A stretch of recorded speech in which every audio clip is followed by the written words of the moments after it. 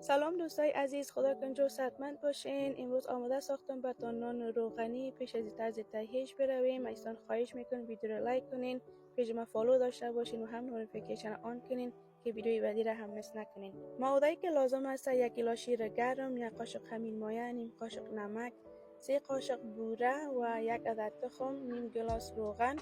خوب مخلوط میکنین و اضافه میکنین 3 گیلاس آرد. خوب مخلوط میکنین که به حالت خمیر بیاید. خمیرتان که آماده شد ایره میمانین برای 1 ساعت که خمیر برسه.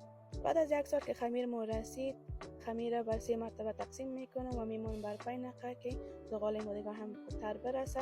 و اینجا دی رقم دیزاین براتون نشان میدم. یک زغال را میگیرین، یک بشقاب میمانین، کارده در دورش نمت فشار میتین که در دورش پاره شوه و دیزاین معقول تر میآید. و هم بر انگشتایتان دورش فشار میتین. نظر خودتان که کم میخواین که دورش آوار کنین یا زیاد، نظر بر خودتان. و اضافه میکنین خاشخاش و سیادانه. اینجا میبینین که من این رقمی را دیزاین دادم و یک دیزاین دیگهش ای است دوستای عزیز. خمیر هم میگین اوار میکنین و یک خمیر دیگه تان نازک تر میکنین که به حالت توتوک میاریم و این خمیر میگین دور خمیر دیگه تان میچسبانین. کوشش کنین که این خمیر توتوک در خمیر دیگه بچسبه که در وقتی که نان بیریان میشه خود جدا میکنه. و داخل ایرام هم دیزاین میتین و از خاشخاش و سیادانه اضافه میکنین.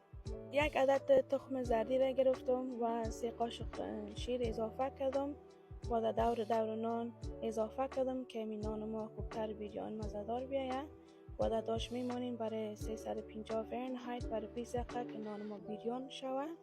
بعد از 20 دقیقه بعد دوستای عزیز ببینین که نان روغنی ما چه خوب ماشاءالله خوبش آمده، بسیار نرم ملایم مزدار. دور از دلتان شما هم همین رقم آماده کنین، بسیار خوشتان میآید. دوستای عزیز ازتان تشکر میکنم همیشه از حمایتتان و منتظر کامنتایتان هستم که چگونه دیگر نان براتان آماده بسازم. خدا حافظتان تا ویدیوی بعدی.